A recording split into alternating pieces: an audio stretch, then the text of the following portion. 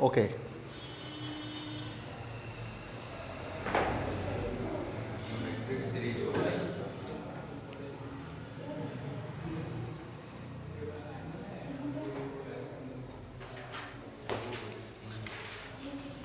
हाँ, जरा क्वेश्चन लिखना।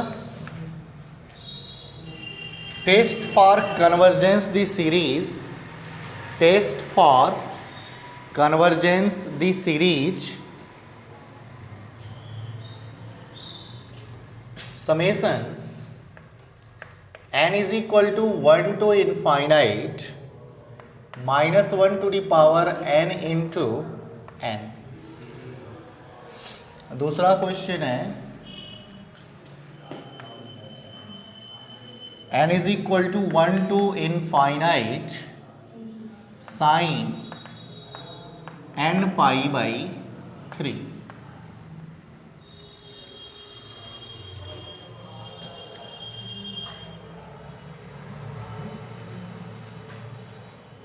ओके चलो देखो इधर, सीक्वेंस कन्वर्जेंट की बात जानते हो। Every convergent sequence is bounded, तो convergent implies bounded, not bounded implies not convergent. ये मैंने क्यों बताया, अभी यूज करेंगे। इसे जरा एक्सपैंड करो इसे, तो n is equal to 1 to infinite minus 1 to the power n into n। This is equal to, if n is equal to 1 then what, -1।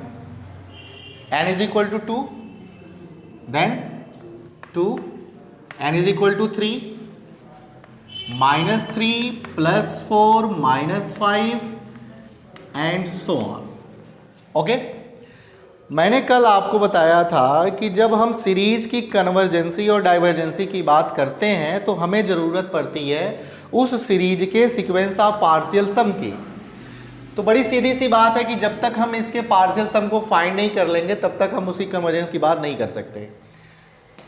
तो करेंगे कैसे, S1 फाइंड करेंगे पहले। S1 is what, S1 is the sum of first term, और sum of first term क्या है, -1। S2 मतलब -1 plus 2। Suppose करो this is A1, this is A2, this is A3, this is A4, this is A5 and so on. ठीक है, तो S1 is what, A1 and this is -1। S2 is A1 plus A2 and this is -1 plus 2 is equal to 1. And what is S3? S3 is A1 plus A2 plus A3 and this is equal to -1 plus 2 plus minus, and this is equal to -2. What is S4? A1 plus A2 plus A3 plus A4 and this is -1 plus 2 -3 plus 4। 4 2 6, 3 और 1 4, कितना आया, 2। Okay, एक और बता दो, S5 A1 plus A2 plus A3 plus A4 and so on A5, this is equal to -1 plus 2 -3 plus 4 -5। तो ये हो गया 4 2 6, कितना है, कितना है, -2।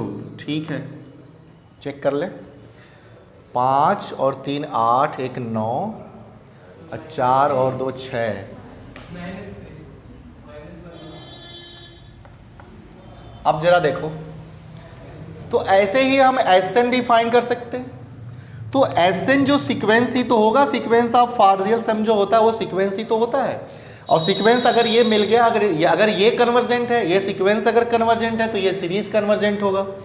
तो जरा बताओ पहला क्या आया है, S1 कितना आया है, -1, S2, S3,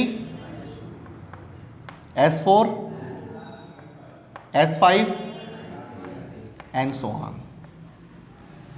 अब ये बताओ, ये -1, -2, -3, -4 भी आएगा, माइनस इन्फिनिटी की तरफ जा रहा है, और ये 1, 2, 3 प्लस इन्फिनिटी की तरफ जा रहा है। दिस इज बाउंडेड और नॉट?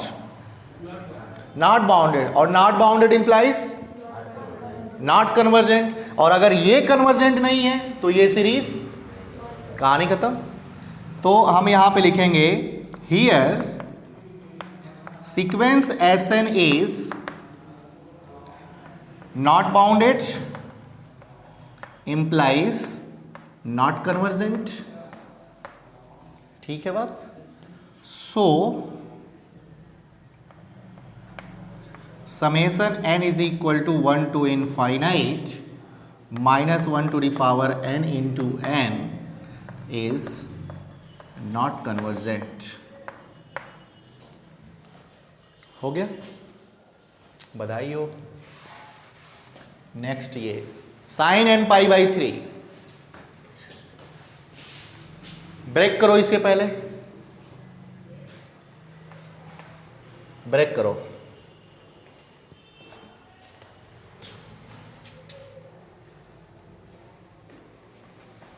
मैं लिख दूं n is equal to 1 sin pi by 3 and this is sin pi by 3 is 60 and 60 मतलब √3/2। तो पहला आ जाएगा आपका √3/2, फिर आएगा आपका +3/2, फिर आएगा +0 -√3/2 -√3/2 +0 +√3/2 +√3/2 +0 and so on।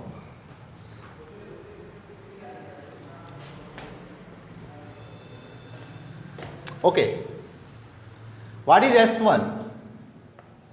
S1 is A1 and A1 is, what is S2? S2 is A1 plus A2 and this is equal to √3/2 plus √3/2 and this is equal to √3। what is S3 and what is S4 and what is S5? बताओ जरा।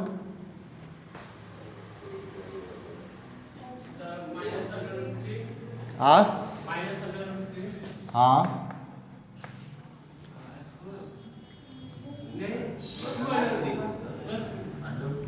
अरे अरे यही तो add करोगे, ये कितना बड़ा नंबर है, इसको ऐड करोगे तो फिर ये इतना ही तो बचेगा। तो ये हो गया आपका √3। √3/2 क्यों होगा ये वाला बताओ? S4 √3/2। ओके, ये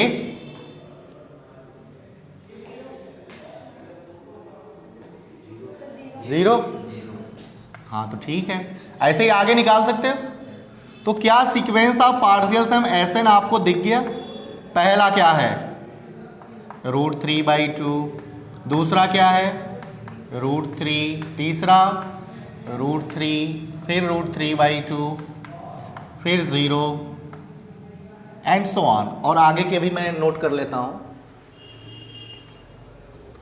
0 आया है, इसके बाद भी 0, फिर √3/2 एंड फिर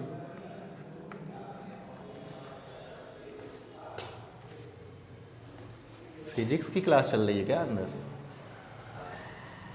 हो गया ये?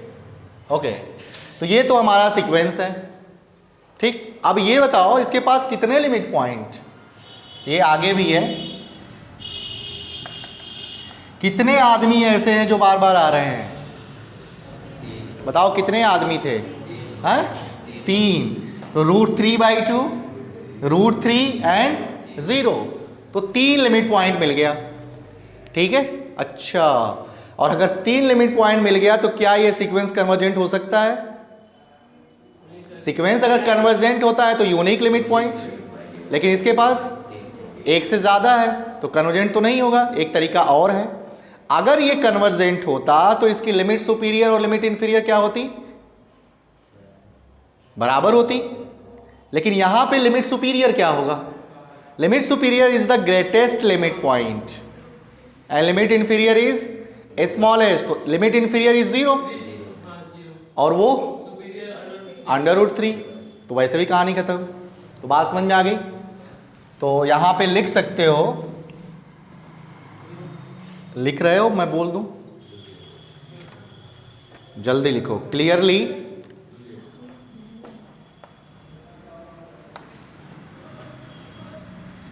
Limit superior Sn is equal to √3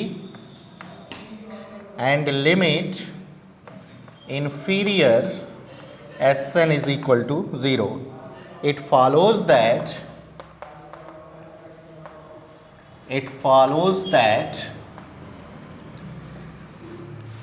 Sn is not convergent and Sn is not convergent, hence the given series is not convergent. हो गया?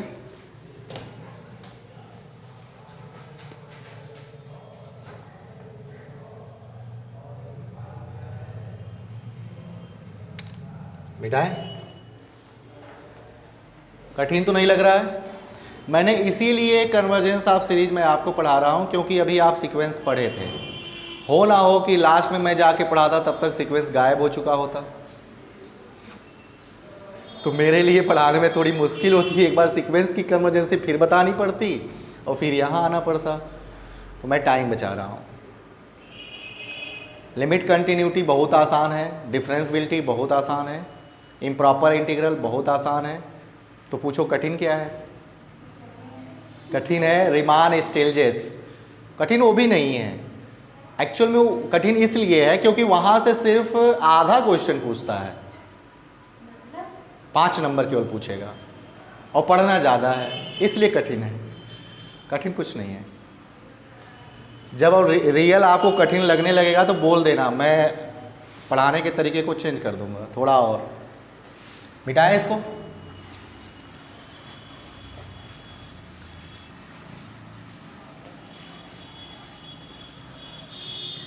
चलो एक और question.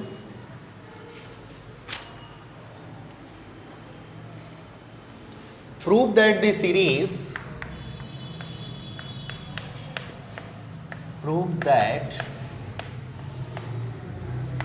Series one by 1 into 2, 1 by 2 into 3, 1 by 3 into 4 is convergent.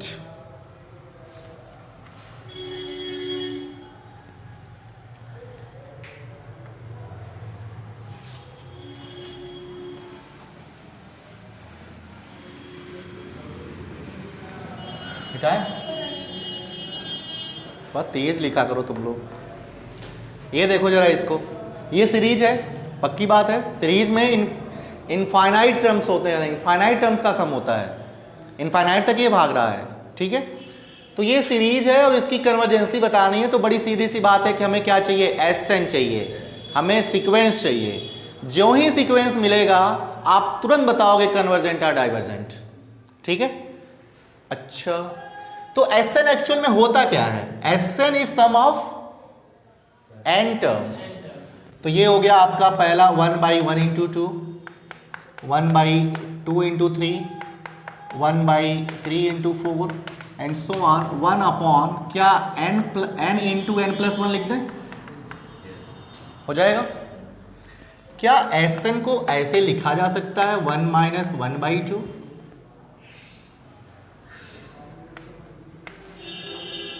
अरे ये तो 1 by 2 ही तो है और ये भी तो 1 by 2 ही है, नीचे 1 लगा देने से क्या दिक्कत होगा। इधर आओ, ये क्या है 6 है, तो क्या इसे हम ऐसे लिखना है 1 by 2 minus 1 by 3, ठीक है। अच्छा लगा ये 1 by 2 minus 1 by 3 प्लस ये हो गया आपका 1 by 3 minus 1 by 4। अगला क्या आएगा बोलो, 1 by 4 minus 1 by 5 and so on. ये क्या आ जाएगा 1/n माइनस 1/n+1। ऐड कर सकते हो, जोड़ सकते हो, जोड़ तो आता है। ये तो कैंसिल, कौन सा कटेगा कौन सा बचेगा? ये कटेगा। तो बचा क्या? Sn is what? Sn is 1 minus 1/n+1। Okay, and if limit n tending to infinity then Sn is 1 minus limit n tending to infinity 1/n+1 and this is 1 minus 0, मतलब कि 1। This is a finite quantity, और finite quantity का मिलना ही इस बात की guarantee देता है कि ये सीक्वेंस जो है वो क्या है? कन्वर्जेंट है। और अगर ये सीक्वेंस कन्वर्जेंट है, इसलिए ये सीरीज क्या होगी? हो गया। आगे चलते हैं। हाँ हाँ, ये तो कहा नहीं है कि दिखाओ 1 पे कन्वर्ज करेगी, लेकिन 1 पे कर रही है। लिमिट सुपीरियर अगर पूछा जाए तो 1, लिमिट इन्फीरियर इज 1, दोनों। और पूछो।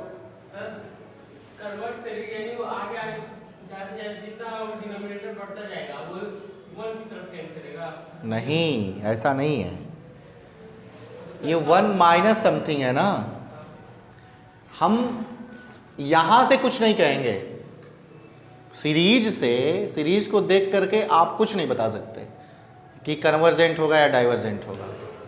हाँ, मैं कुछ तरीका बताऊंगा जिसको अगर विजुलाइज कर पा रहे हो तो हो जाएगा। मेरे पास तरीका है, मैं अगर अपने आप देखता तो मैं डायरेक्ट कहता कि ये आपका कन्वर्जेंट हो जाएगा, लेकिन वो चीज़ें अभी बाद में मिलेंगी, मैं देखूंगा आगे। तो यहाँ से आपको कुछ नहीं बताना है जब तक आप सीक्वेंस फाइंड नहीं करोगे। सीक्वेंस मिलते ही अगर ये देख पा रहे हो कि ये सीक्वेंस जो है वो हमारा कन्वर्जेंट है कि नहीं, तब कहेंगे कि ये कन्वर्जेंट है। और किस पे कन्वर्जेंट है? तो 1 पे कन्वर्जेंट है। सीरीज का सम है जो 1 पे कन्वर्जेंट, हाँ ठीक है।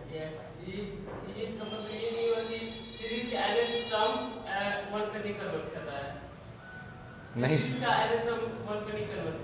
सीरीज का nth टर्म नहीं, सीरीज के n टर्म्स का सम 1 पे कन्वर्ज कर रहा है।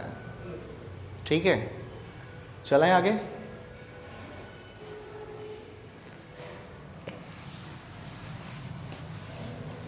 तुम लोग क्वेश्चन पूछा करो, पूछते ही नहीं हो तुम लोग। और अच्छा क्वेश्चन पूछो ताकि बताने में हमें रुकना पड़े थोड़ा। ठीक है,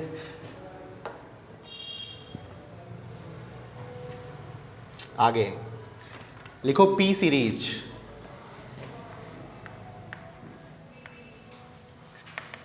P series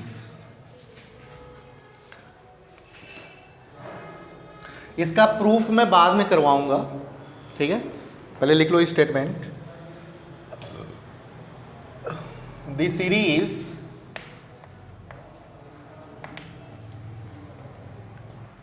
summation n is equal to 1 to infinite 1/n to the power p is equal to 1/1 to the power p plus 1/2 power p 1/3 power p 1/n power p and so on. Converges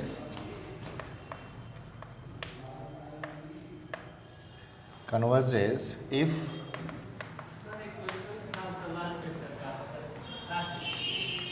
and diverges if p less than r equal। हाँ, क्या कह रहे हो? Sir last chapter में question था sir, limit n tending to infinity 1 + 1/2 n जो है वो e पे कन्वर्ट कर रहा है। फिर से बोलो। Sir limit n tending to infinity 1 + 1/n sir ये ऐसे था। वो e पे कन्वर्ट करता है ना। हाँ सर, इसका प्रूफ। किसका? इसका प्रूफ सर वो बुक में बहुत लंबे प्रोसेस से था, समझ नहीं है। अरे वो भी हो जाएगा, उसमें क्या दिक्कत है। मैंने तो करने का तरीका इसको बताया था कि कैसे ई आता है। बताया यही जानना चाहते हो ना कि ई आता कैसे है। सर 2 से 3 लाइन में आपने हम एक ही लाइन में बताएं, क्यों 2 लाइन में बताएंगे? इतना टाइम कहाँ है हमारे पास। देखो करते क्या है एक्चुअल में, सिर्फ यही नहीं, तुम इसकी भी वैल्यू बता सकते हो। Limit n tending to infinity 1 plus 1 by n square to the power n। और भी बता सकते हो। Limit n tending to infinity 1 plus 1 upon n to the power 100 to the power 99 कर लो, यहाँ पे कर लो तुम n टू दी पावर 80। ठीक है, अब देखो यहाँ पे करते क्या है। This is equal to exponential to the power e to the power, ये पहले लिख लो n, इनटू ये पूरा लिख लो 1 अपॉन n। तो n से n, तो बचा क्या? आ गया ई। अब इधर आओ, this is equal to e to the power n into ये पूरा लिख लो, तो ये हो गया 1 अपॉन n स्क्वायर। तो n से n कटेगा तो बचेगा क्या? e to the power 1 upon n। और n जब इन्फिनिटी पे जाएगा तो ये किधर जाएगा? तो e टू दी पावर 0 की वैल्यू, तो इसकी वैल्यू 1, तो इसकी वैल्यू है 1। नहीं समझ में आया? और उसमें क्या किया है? ज़्यादा दिमाग लगाया है? हैं? पूछा भी है क्वेश्चन, तो सर ऐसे करेंगे तो नहीं नहीं, पूछा है तो फिर तो उसको उसी तरह से करवाना होगा। अभी फ़िलहाल ये समझ लो, फिर मैं बता दूंगा उसको। ठीक है, ये समझ में आ गया कि नहीं? इधर आओ, ये बहुत ही इम्पोर्टेंट सीरीज है, इसका प्रूफ भी मैं करवाऊंगा नेक्स्ट मंगलवार को। इसे कहते हैं ऑक्सिलरी सीरीज या पी सीरीज। ठीक है, तो ये कहा जा रहा है कि समेशन n इक्वल टू 1 टू इन्फिनिटी 1 अपॉन n के पावर p, ये सीरीज कन्वर्जेंट होगा p ग्रेटर देन 1 के लिए और डाइवर्जेंट होगा less than r equal to 1 के लिए। अच्छा,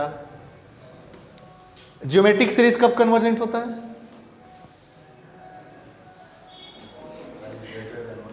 हाँ,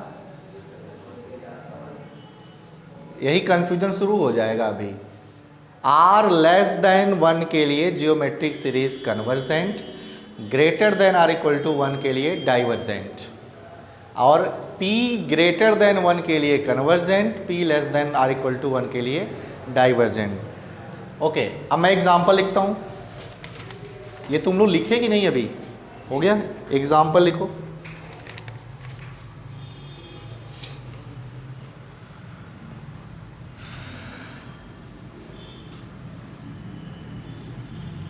देखो इसमें एक नोट लिखा हुआ है, मैं सुना देता हूँ।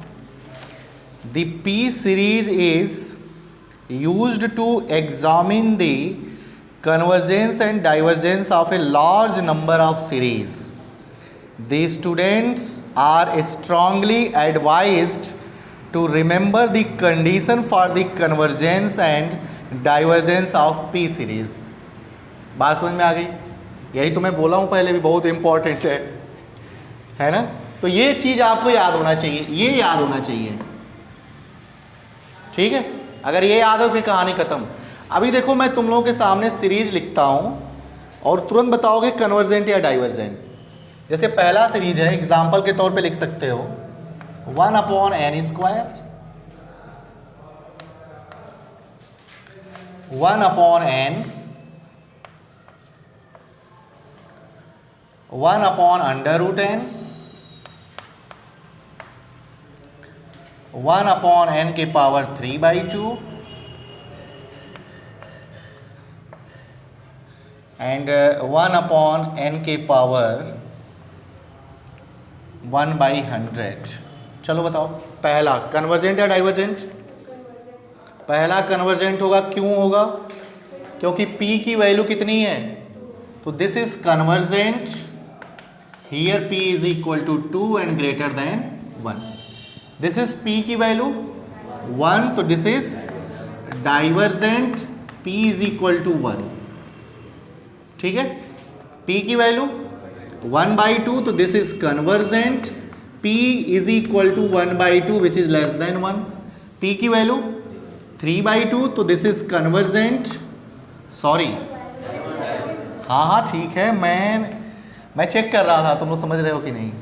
तो दिस इज कन्वर्जेंट, p की वैल्यू कितना 3/2 greater than 1, and this is divergent, p की value 1/100, this is less than 1. Note करो.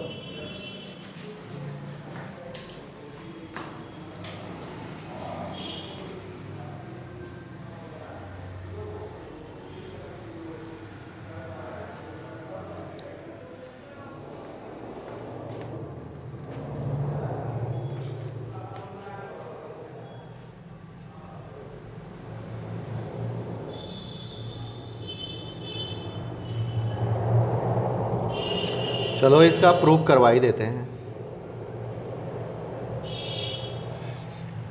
हो गया.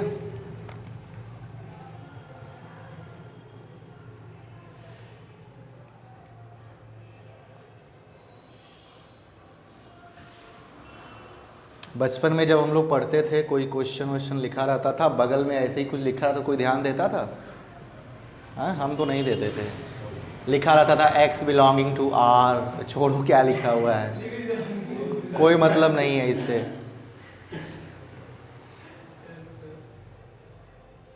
लेकिन उसका अपना बहुत बड़ा मतलब है. मिटाएं इसको.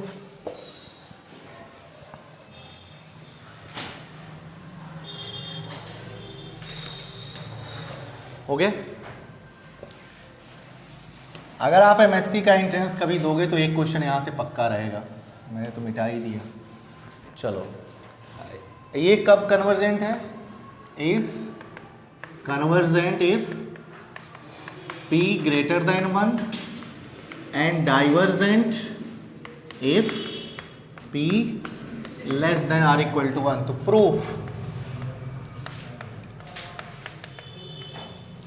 प्रूफ इसका पूछा गया है एग्जाम में. Case first, if p greater than 1. Case first, if p greater than 1. तो क्या दिखाना होगा हमें कि सीरीज क्या होगी? कन्वर्स करेगी. ओके. अच्छा, एक काम करते हैं, आप ये बताओ, अगर p की वैल्यू 1 से बड़ी है तो 3 का पावर p और 2 के पावर p में क्या रिलेशन होगा? कौन बड़ा होगा? 3 टू द पावर p. तो दिस इज ग्रेटर देन 2 के पावर p. ये लिखो. अगर ऐसा है तो फिर कैसा होगा? ऐसा होना ही चाहिए. दिस इज लेस देन 1/2 के पावर p.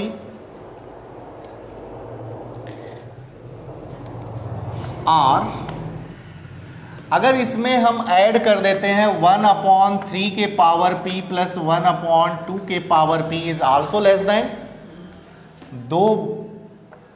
1/2 के पावर p प्लस 1/2 के power p is equal to 2/2 के पावर p. सही है. चलो, सिमिलरली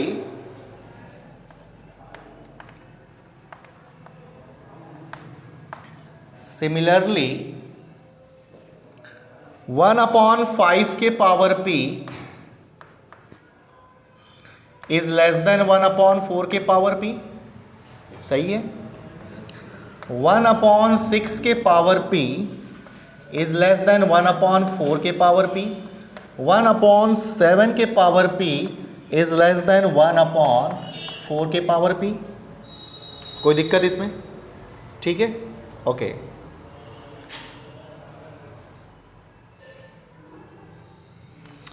अब देखो जरा ध्यान से, अभी लिखना मत. सो 1/5 के पावर p प्लस 1/6 के पावर p 1/7 के power p is less then 1/4 के पावर p, 1/4 के पावर p, 1/4 के पावर p। ठीक है, अगर मैं यहाँ पे ऐड कर दूँ 1/4 के पावर p, उधर 4 इधर 4, ये हो जाएगा यहाँ पे 1/4 के power p and this is equal to 4/4 to the power p। Clear है? ओके तो सिमिलरली अब इसके आगे बढ़ो, इसके बाद 8 आएगा ना, तो हम 8 वाला तो दोनों तरफ ऐड करेंगे, 8 वाला दोनों तरफ ऐड करेंगे, तो 9 से स्टार्ट होगा, तो कहाँ से तक जाएगा ये, तो मैं ऐसे लिख लेता हूँ 1/8 के पावर p, 1/9 के पावर p, 1/10 के power p and so on, last में कहाँ तक, 15 तक। तो ये हो गया 1/15 के power p is less then 8/8 के पावर p डायरेक्ट। ठीक है, ओके यहाँ तक नोट करो ये, फिर आगे चलते हैं।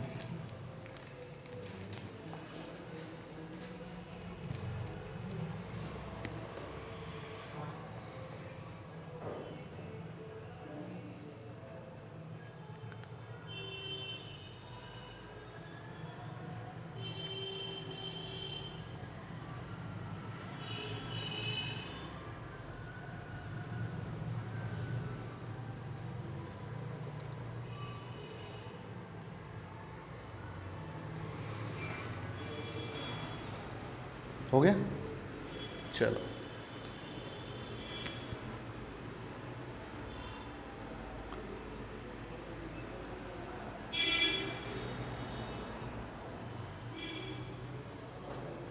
ये लाइन मिटा दें, ये वाला,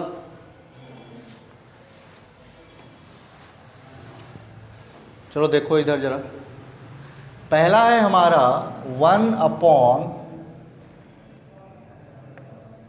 के पावर p प्लस 1/3 के पावर p, फिर क्या है 1/4 के पावर p, 1/5 के पावर p, 1/6 के पावर p, 1/7 के पावर p। आगे लिख सकते हो ऐसे ही, जरा ध्यान से देखना, this is less then, this is 2/2 के पावर p। ओके, फिर इसके लिए क्या है 4/4 के पावर p। इसके बाद क्या आएगा,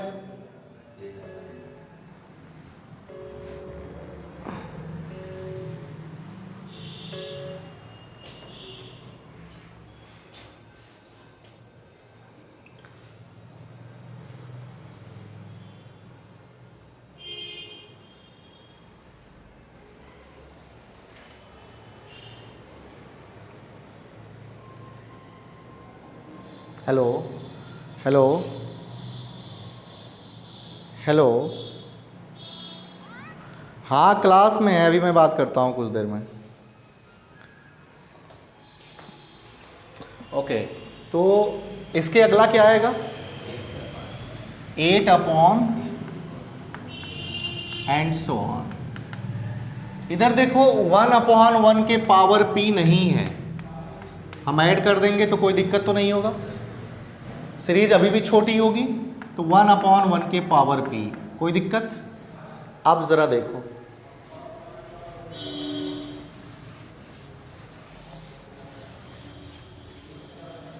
ये देखो ज़रा, ओके क्या ये जीपी में है, और अगर ये जीपी में है तो इसका कॉमन रेशियो क्या है 2/2 के पावर p, यही तो है। तो अब जरा समझो, this series is in GP,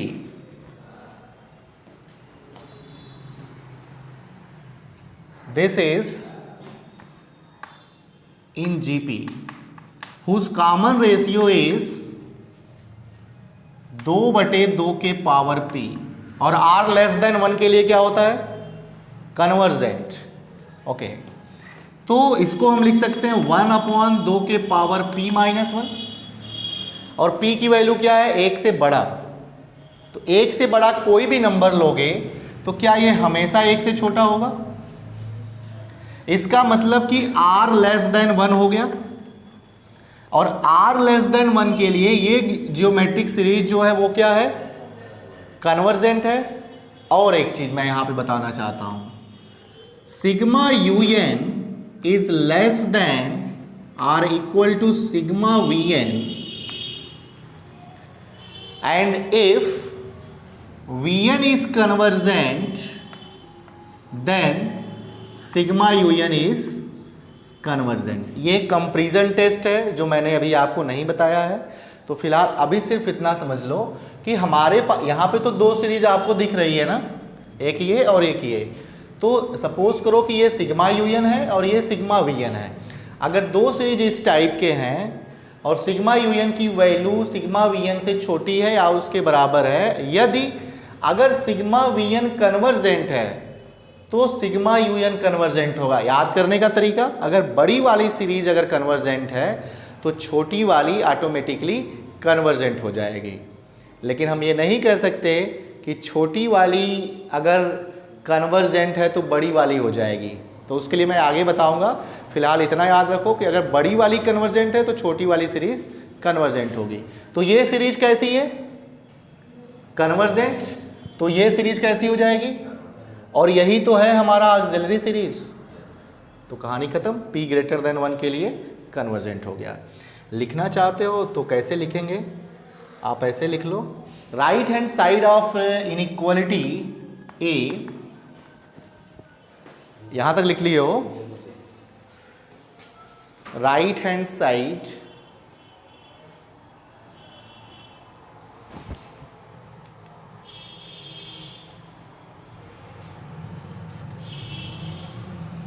बस यहीं तक आज पढ़ाएंगे आपको, पूरा लगवा दें।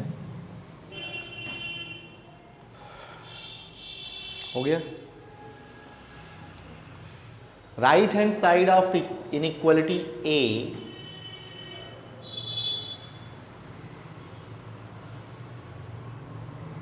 ऐसे लिखो, this series right hand side of equation A is in GP, is in GP।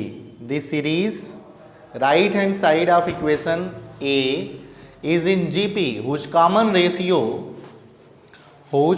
ratio R is equal to this is less than 1, R is equal to this which is less than 1, and which is convergent। नहीं लिख पा रहे हो क्या तुम लोग, fast बोलते हैं। हो गया, which is in GP whose common ratio R is equal to this,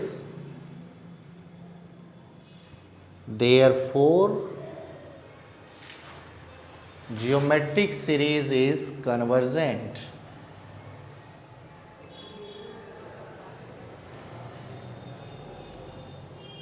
Hence by comparison test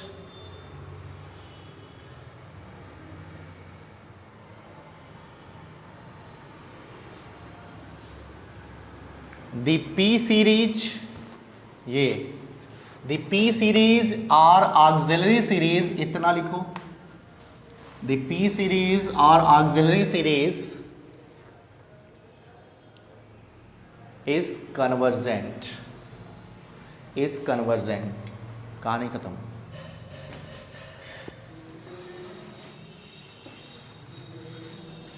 समझ गए कि नहीं? नहीं। Case two, case two, case two ले लो, p की वैल्यू 1। केस टू क्या ले लें, p की वैल्यू 1। ओके, तो p की वैल्यू जब हम 1 रखेंगे देन सीरीज बिकम क्या बनेगा, बोलो, 1 plus 1/2 plus 1/3 plus 1/4 plus 1/5 plus so on, यही तो बनेगा। ठीक है, चलो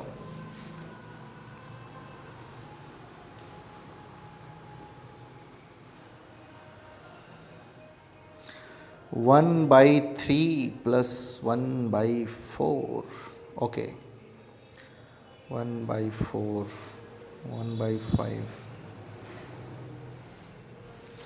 ठीक है, देखो जरा। अच्छा बताओ 1/3 plus 1/4 this is greater then 1/4 plus 1/4। हाँ ठीक है ना, 1/3 इज ग्रेटर देन 1/4 और ये ऐड कर देंगे तो कोई दिक्कत तो होगा नहीं, मतलब this is greater than this and this is equal to what 1/2। Okay, अब आप एक और बताओ 1/5 1/6 1/7 1/8 is greater than 1/8 1/8 1/8 1/8 and this is equal to 1/2। Okay, इसके आगे भी कर सकते हैं हम ऐसे ही। इसका मतलब हो क्या रहा है, हो ये रहा है कि ये जो सीरीज है, देखो 1 प्लस 1/2 मैं यहाँ पे लिख रहा हूँ 1 प्लस 1/2 प्लस 1/3 प्लस 1/4, ये यहाँ तक हो गया, और फिर plus 1/5 1/6 1/7 1/8 and so on, this is greater then what.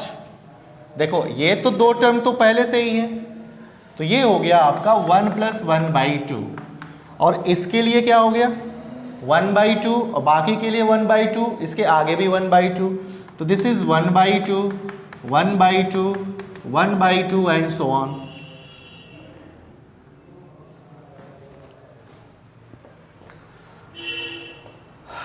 Okay, चलो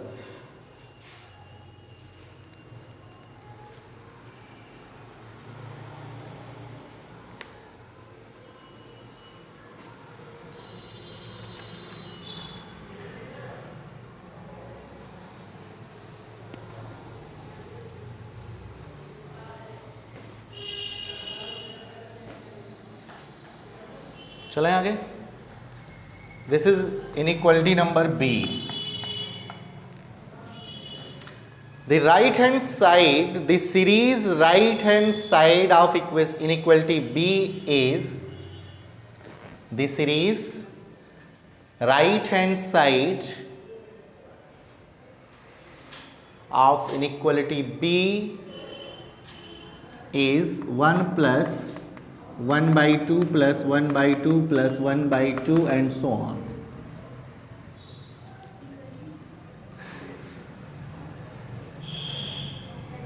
The series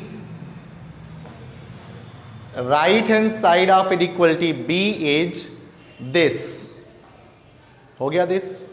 अब सुनो, ये सीरीज है एक, इसकी अगर कन्वर्जेंसी डाइवर्जेंसी अगर हमें बताना है तो हमें क्या चाहिए Sn। Sn is what, sum of n terms. Okay, तो आप ये बता दो कि n टर्म्स का सम क्या होगा, Sn क्या होगा। Sn इज इक्वल टू क्या होगा 1 plus 1/2 plus 1/2 and so this is equal to n/2। कैसे, सोचो जरा। एक काम कर लेते हैं, वही मैं देख रहा हूं, एक मिनट।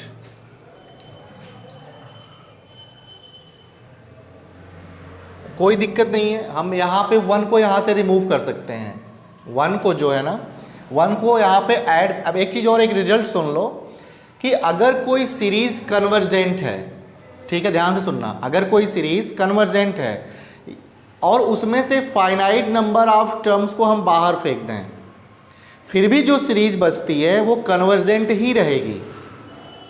बात समझ में आई? अगर कोई सीरीज डाइवर्जेंट है, उसमें से फाइनाइट नंबर ऑफ टर्म को अगर हम फेंक देंगे, तब भी वो सीरीज क्या होगी?